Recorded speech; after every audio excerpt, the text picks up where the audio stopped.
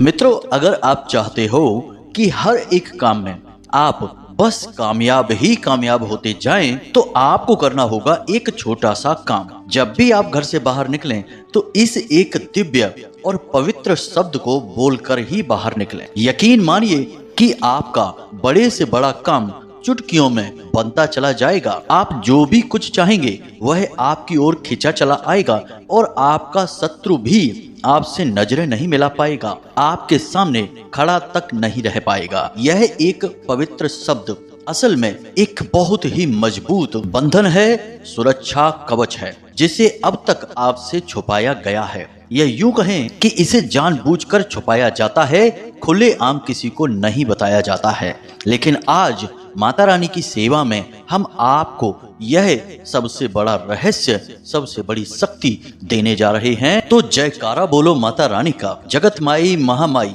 माँ भद्रकाली की जय बोलो, माता रानी के सांचे दरबार की जय बोलो। वृषभ राशि वालों, स्वागत करते हैं आप सभी का शिवप्रिया भिंड यूट्यूब चैनल में। मित्रों, हर इंसान की यह इच्छा होती है कि वह जिस भी काम को आगे बढ़ाए उस काम में उसे कामयाबी मिले। कोई भी ऐसा इंसान इस संसार में नहीं है जो यह सोचकर कार्य करता हो कि वह इस कार्य में असफल हो जाएगा। लेकिन फिर भी दुर्भाग्य से ही सही या कुछ अपनी ही गलतियों की वजह से असफलता मिल जाती है। और आज के समय में आपके जीवन में यदि देखा जाए तो आपके हर एक कार्य में लगभग आपको असफलता मिलती ही मिलती है। या यूं कहें कि जैसी कामयाबी आप चाहते हैं वैसे कामयाबी, वैसा फल आपको प्राप्त नहीं होता है। तो अब ऐसे में आपके लिए यह वीडियो संजीवनी बूटी के समान होगा, जो आपके निष्प्राण हुए भाग्य में प्राण फूंक देगा और आपके भाग्य को हीरे की तरह चमका देगा। जी हाँ बंधुओं, यकीन मानिए कि यह एक शब्द अगर आपने सही नियम से और सही विधि विधान से जागृत करने के बाद प्रयोग करना सीख लिया तो हम आपको गारंटी देते हैं कि आप हमें खुद कमेंट करके लाख लाख धन्यवाद देंगे, क्योंकि यह शब्द कोई सामान्य शब्द नहीं है। यह असल में एक बहुत बड़ा बंधन है, एक बहुत बड़ी क्रिया है। यह क्रिया इतनी शक्तिशाली है कि अगर आपने इस क्रिया को किसी इंसान को नुकसान पहुंचाने के लिए भी कुछ दिनों तक लगातार प्रयोग कर लिया तो उस इंसान के साथ भयानक से भयानक बुरा भी हो सकता है। इसीलिए शायद इस क्रिया को अब तक सब लोगों से छुपाकर रखा गया है। बहुत ही कम लोग इसके बारे में जानते हैं। इसीलिए हम आपसे हाथ जोड़कर अपने हृदय की गहराइयों से निवेदन करते हैं कि कभी भी जीवन में इस क्रिया का, इस शब्द का प्रयोग किसी की हानि के लिए मत करना, वरना जो दूसरों की हानि करते हैं सबसे पहले उनकी हानि होती है और आपके चक्कर में हमारी साधना भी खंडित हो जाएगी।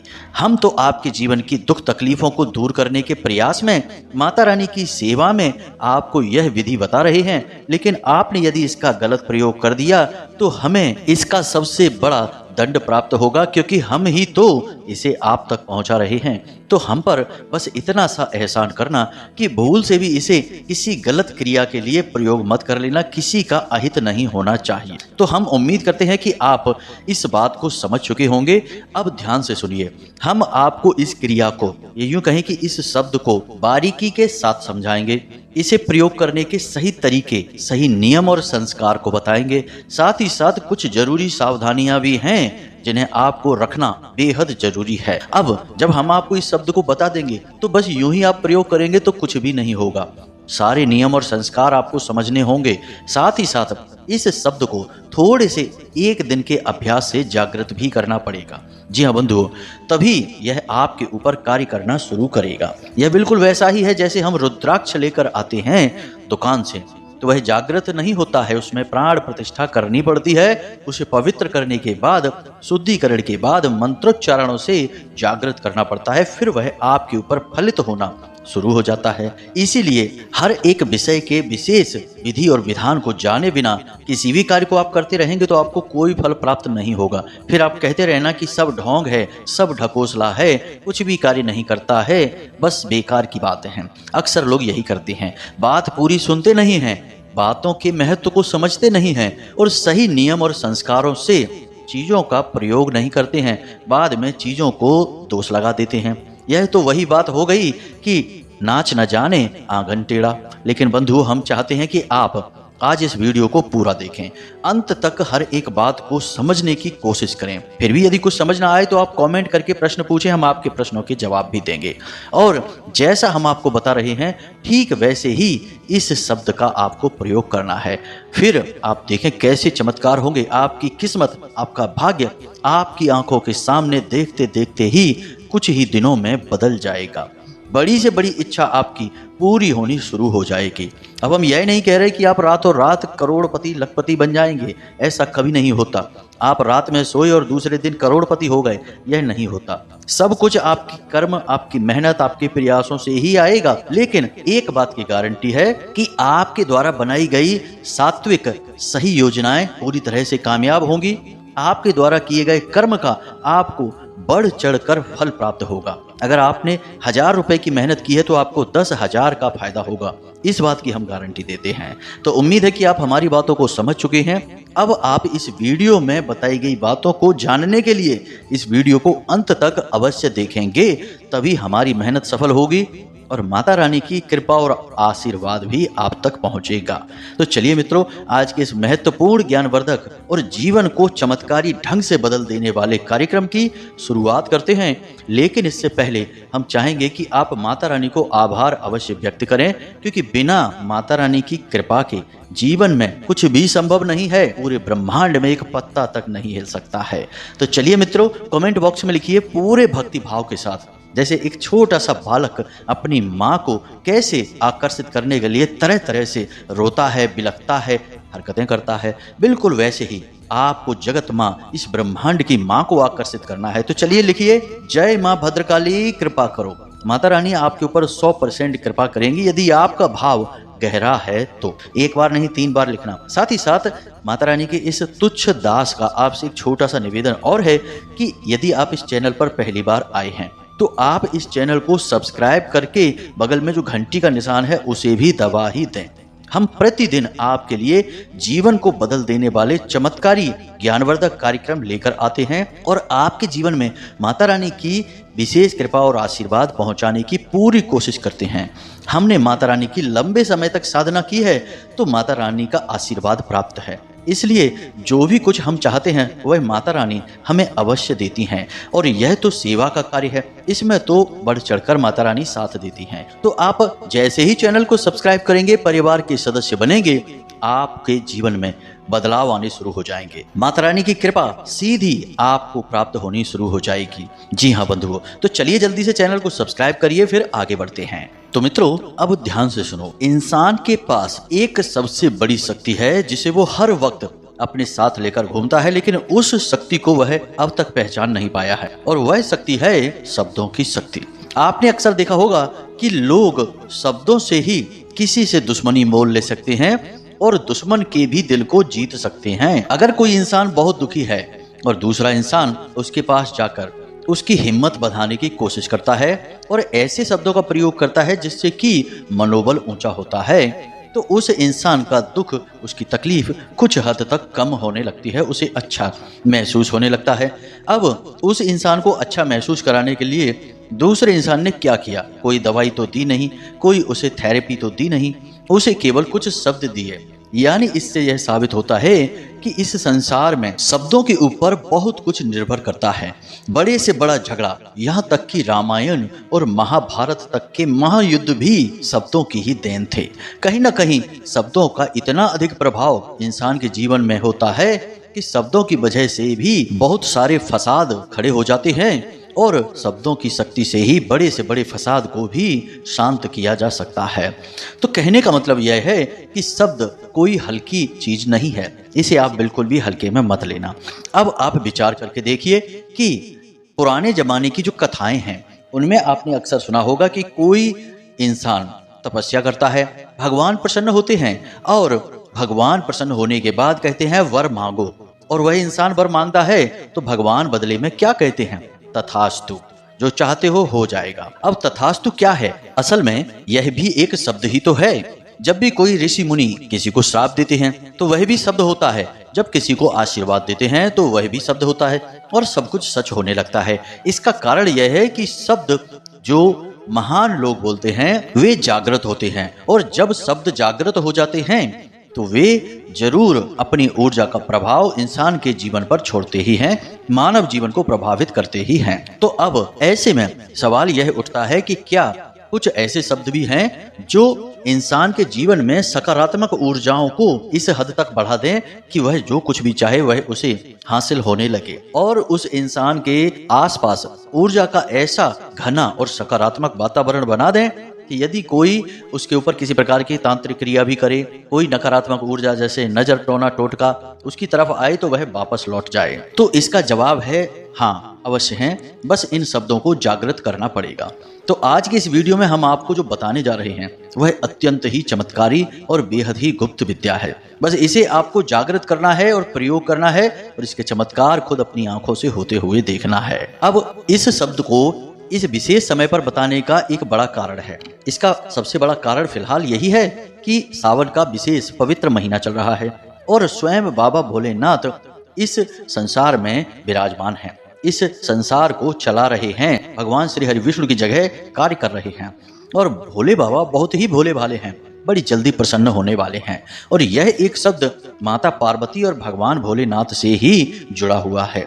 कुछ विशेष विधि के साथ आप इसे प्रयोग करें और फिर इसके अंतर जीवन में महसूस करें, और फिर हमें बताएं अवश्य कि आपके ऊपर इसका कैसा प्रभाव रहा है। तो अब ध्यान से सुनिए, यह एक बीज मंत्र है और यह तीनों शक्तियों को यानी ब्रह्मा, विष्णु और महेश को समर्पित है, यानी कि सृजन, पालन और विनाश की शक्ति को दिखाता है।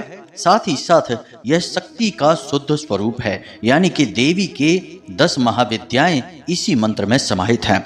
अब यह बीज मंत्र है, इसलिए देखने में यह छोटा लग सकता है, लेकिन इस शब्द की महिमा बहुत बड़ी है। असल में बीज मंत्र को बीज मंत्र कहा ही इसलिए जाता है क्योंकि उसके अंदर अपार असीमित शक्ति समाहित होती है। जैसे कि आप देखें कि कोई बड़ा विशाल वृक्ष है, लेकिन उस वृक्ष का बीज बिल्कुल जरा सा होता है, लेकिन कभी आप उस बीज को देखें तो आपके मन में यह ख्याल भी नहीं आएगा कि इस एक छोटे से मामूली से बीज से इतना विशाल वृक्ष भी कभी बन सकता है। लेकिन मंत्र जो बीज मंत्र होते हैं उनमें तो अनंत अपार संभावनाएं और शक्तियां समाहित होती हैं। तो यह एक बीज मंत्र है, इसे आप ध्यान से सुने, और इसका आपको प्रयोग कैसे करना है, नियम संस्कार क्या है, इसे जागृत कैसे करना है, सारी बातें विस्तार से समझेंगे। मूल रूप से यह शक्ति का मंत्र है और अत्यंत शक्तिशाली है और जीवन के सारे मनोरथ पूरे करवाने वाला है। तो मंत्र का उच्चारण आपको कुछ इस प्रकार करना है, ओम त्रीम नमः। फिर से सुने, मोबाइल की स्क्रीन पर भी मंत्र आपको दिखाई देगा, ओम त्रीम नमः। अब आपको करना क्या है, ध्यान से सुनिए। शनिवार के दिन आपको एक भोजपत्र लेना है, अनार की कलम और अष्टगंध की स्याही, और शनिवार के दिन ही आपको लाल रंग का प्रसाद, लाल रंग के पुष्प और गाय के घी से बना हुआ दीपक, क्योंकि अब आपको इस मंत्र को जागृत करना है। यह मंत्र हमने आपको दे अवश्य दिया है, लेकिन यह आपके ऊपर अभी कार्य नहीं करेगा, इसे जागृत करना अत्यंत आवश्यक है। अब आपको इस मंत्र को जागृत करने के लिए इस मंत्र की कम से कम 11 से 21 मालाएं जाप करनी होंगी, एक ही स्थान पर एक बार में बैठकर।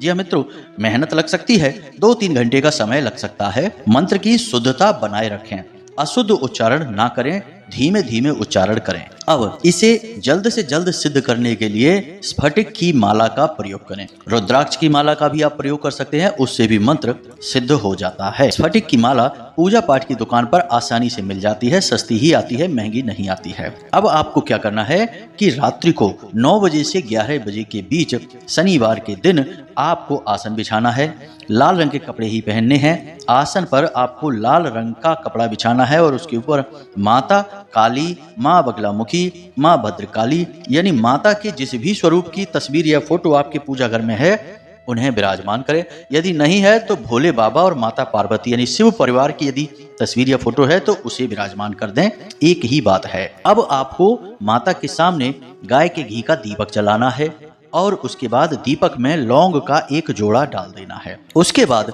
आपको माता को जल स्नान कराना है, वस्त्र समर्पित करना है, यानी माता के लिए लाल रंग की चुनरी भी लेकर आएं और उन्हें चुनरी उड़ाएं। उसके बाद माता के लिए आपको प्रसाद चढ़ाना है, पुष्प चढ़ाना है और फल वगैरह यदि आप लेकर आए हैं तो वे चढ़ा दें। और गंध भी मिलती है। जैसे एक इत्र आता है, पूजा पाठ वाला इत्र होता है, वह भी माता को समर्पित करें। उसके बाद धूप दीप सारा समाप्त होने के बाद पूजा पाठ आपकी शुरू होगी, यानी कि अब आपको माता का आवाहन करना है। मन ही मन माता से निवेदन करें और कहें कि हे माँ, आप हमारे घर में प्रवेश करें, हमारे जीवन में प्रवेश करें। हम आपके माध्यम से जीवन को सार्थक बनाना चाहते हैं, आपकी कृपा चाहते हैं। और आज इस समय हम आपके सामने एक विशेष साधना करने जा रहे हैं। इस साधना में हमें आपके सहयोग की बहुत अधिक आवश्यकता है। इसके बाद आपको माता रानी का आवाहन पूर्ण करने के बाद संकल्प लेना होगा। हाथ में लाल पुष्प लें, थोड़ा सा जल डालें और माता रानी के सामने संकल्प करें कि हम आपके त्रीम मंत्र का 21 माला जाप करने का संकल्प लेते हैं और हम चाहते हैं कि आप हमारी इस संकल्प सिद्धि में सहायता करें और उसके बाद इस मंत्र की संपूर्ण ऊर्जा को हमारे अंदर समाहित कर दें, यानी इस मंत्र को जागृत कर दें हमारे लिए। इस प्रकार आपको संकल्प लेना है और जल और पुष्प को माता रानी के सामने जमीन पर छोड़ देना है। अब आप आसन पर विराजमान हैं। याद रखें कि इस साधना को करने से पहले आप कोई खाना पीना ना करें। घंटे 2 घंटे पहले बिल्कुल भी भोजन पानी ना करें। शांत रहें, मन को शांत करने की कोशिश करें। उसके बाद आप 7 बार इस मंत्र का उच्चारण करें जो हम आपको बता रहे हैं। इससे आपकी जबान यानी वाणी शुद्ध हो जाएगी, क्योंकि दिन भर में आप तरह तरह की शब्द भाषा का प्रयोग करते हैं, वाणी अशुद्ध होती है और पवित्र मंत्रों का उच्चारण अशुद्ध वाणी से नहीं किया जाता है। तो वाणी की शुद्धता के लिए मंत्र है ऐम ह्लीम। फिर से ध्यान से सुने, ऐम ह्लीम। बस इस मंत्र का आपको प्रयोग करना है 7 बार। उसके बाद आप अपना जाप शुरू करें। जाप करते समय ध्यान रखें कि आपका दीपक बुझने ना पाए और उस दीपक की लौ धीमी ना होने पाए, यानी उसमें घी बराबर आप डालते रहें, क्योंकि समय लग सकता है आपको जाप करने में। अब आप पूरे भाव के साथ एक ही आसन में बैठकर एक बार में 21 माला जाप करेंगे। मंत्र हमने आपको बता ही दिया है, फिर से बता देते हैं, ओम त्रीम नमः। बस इसी प्रकार से आपको उच्चारण करते रहना है, करते रहना है, करते रहना है। कोई भी डिस्टरबेंस नहीं होना चाहिए। घर में सबसे बोल देना कि आप पूजा पाठ कर रहे हैं, आज विशेष आयोजन है, इस वजह से कोई भी डिस्टर्ब ना करे। जब आपका जाप समाप्त हो जाए तो उसके बाद गाय के गोबर का उपला लेना है और छोटी सी अग्यारी बनानी है और हवन करना है।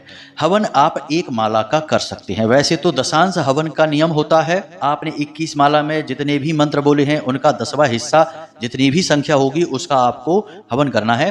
लेकिन आप इतना नहीं करना चाहते हैं तो कोई बात नहीं है, 1 माला इसी मंत्र का आपको हवन कर देना है। उतने से आपकी यह पूरी प्रक्रिया अच्छी तरह से समाप्त हो जाएगी। अब इनमें से एक भी क्रिया इधर उधर मत करना, कोई भी चीज मिस मत करना। हमने सारी चीजें आपको डिटेल में बता दी हैं। अब आप अपनी इस क्रिया को समाप्त करने के बाद जमीन पर ही सोएंगे, बिस्तर पर नहीं जा सकते सोने के लिए। उसके बाद आप जब सोने जाएंगे तो अपनी छाती पर दोनों हाथ रखेंगे, सीधे लेटेंगे और इसी मंत्र को 21 बार उच्चारण करेंगे और माता रानी से यह निवेदन करेंगे कि माता रानी, यदि आप हमसे प्रसन्न हैं, आपको हमारी साधना में पूर्णता दिखाई दी है, तो आप आज हमें सपने के माध्यम से किसी न किसी प्रकार से अनुभूति अवश्य कराएं। तो आपको निश्चित तौर पर माता रानी सपने में या तो दर्शन देंगी या मंदिर के दर्शन होंगे।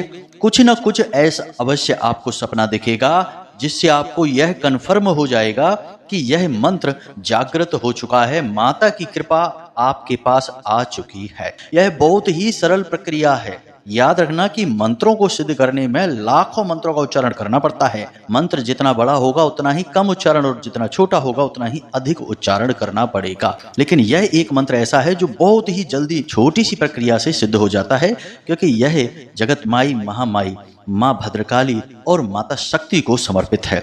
तो आप समझिए, इस क्रिया को आप पूर्ण हुआ कि नहीं हुआ सपने के माध्यम से जान सकते हैं। अब ऐसा भी नहीं है कि उसी दिन माता रानी आपको सपना दे देंगी। हो सकता है कि अगले दिन आपको किसी प्रकार सपने में बताएं या उसके अगले दिन। 3 दिनों के अंदर अंदर माता रानी आपको सपने में जरूर आभास कराएंगी ही कराएंगी। तो अब 3 दिनों तक आपको, जैसे पहले दिन अगर कोई आपको माता रानी का आभास नहीं हुआ तो अगले दिन होगा या उसके अगले दिन होगा। माता रानी का चाहे आभास हो या ना हो, 3 दिनों तक आपको कुछ विशेष नियम संयमों का पालन करना होगा। सबसे पहला नियम कि आपको कोई भी गलत भोजन ग्रहण नहीं करना है, तेज मसालेदार भोजन ग्रहण नहीं करना है, तामसिक भोजन नहीं लेना है, मांस मदिरा आदि का सेवन तो भूल कर भी मत करना। दूसरा कि आप तंबाकू, गुटखा, बीड़ी, सिगरेट यदि लेते हैं तो यह भी नहीं लेंगे। चाय, कॉफी यदि आप लेते हैं तो यह भी नहीं लेंगे। इसी के साथ साथ आप झूठ भी नहीं बोलेंगे, चाहे आपका कितना ही बड़ा नुकसान हो जाए। आपको पता है कि इस इंसान से मिलने के बाद मुझे झूठ बोलना पड़ेगा, तो आप 3 दिन तक उस इंसान से ना मिलें, लेकिन आप झूठ ना बोलें। जरूरत पड़े तो 3 दिन की आप छुट्टी ले लें और घर पर ही रहें और माता रानी को मन में सुमिरन करते रहें। मित्रों, यह थोड़ा सा कठिन हो सकता है, लेकिन असंभव नहीं है। आप थोड़ी सी मेहनत करेंगे, आपको मिलेगा अनंत अपार प्रेम माता रानी का। इसी के साथ साथ कुछ जरूरी बातें कि आप 3 दिनों तक अपवित्र नहीं होंगे, यानी कि किसी ऐसी जगह नहीं जाएंगे जहां अपवित्रता होती है, जैसे जुआ, शराब आदि कहीं हो रहा है, उस स्थान पर नहीं जाएंगे। किसी की बुराई नहीं करेंगे, किसी के लिए नकारात्मक बातें अपने मुख से नहीं निकालेंगे। इसी के साथ साथ यदि किसी की यहाँ कोई मृत्यु हुई है, कोई शव यात्रा है, तो आपको नहीं जाना है। शमशान घाट पर भी नहीं जाना है। इसी के साथ साथ यदि कोई स्त्री आपके परिवार में ही रजस्वला है तो उस समय काल में उस स्त्री को आप स्पर्श नहीं करेंगे। इसी के साथ साथ अपने स्नान ध्यान का पूरा ध्यान रखेंगे, कम से कम भोजन ग्रहण करेंगे और माता रानी के ख्याल ही मन में लाते रहेंगे, उनके बारे में ही विचार करते रहेंगे। उनका स्वरूप कैसा है, उनका नाम कैसा है, उनका मंत्र कैसा है। सबसे बेहतर यह होगा कि आप इस मंत्र को मन ही मन उच्चारण करते रहें जब भी आपको समय मिले। उसके बाद सबसे बड़ा नियम कि आपको 3 दिनों तक पूर्ण ब्रह्मचर्य का पालन करना होगा। फोन में, मोबाइल में भी गलत चित्रण को आपको नहीं देखना है, उल्टी सीधी चीजें दिमाग में नहीं लानी है। और आखिरी नियम यह है कि आपको 3 दिनों तक जमीन पर ही सोना होगा। कोशिश करें कि आप जिस स्थान पर पूजा पाठ की है वहीं पर सोएं, नहीं तो जहां पर भी अपने घर में सो सकते हैं जमीन पर ही सोएं। और हर रात सोने से पहले छाती पर दोनों हाथ रखकर 21 बार इस मंत्र का उच्चारण करके माता रानी से यह निवेदन करना है कि माता रानी, आज रात आप सपने में हमें अवश्य दर्शन दें और आभास कराएं कि हमारी साधना सिद्ध हुई है। 3 दिनों के अंदर अंदर आपको 100% गारंटी के साथ आभास होगा, हम लिख कर दे सकते हैं, यदि आपने सारे नियम और विधि विधान को माना है तो। अब कुछ लोग कहेंगे कि हम इतने सारे नियम नहीं मान सकते हैं, यह तो बहुत कठिन है।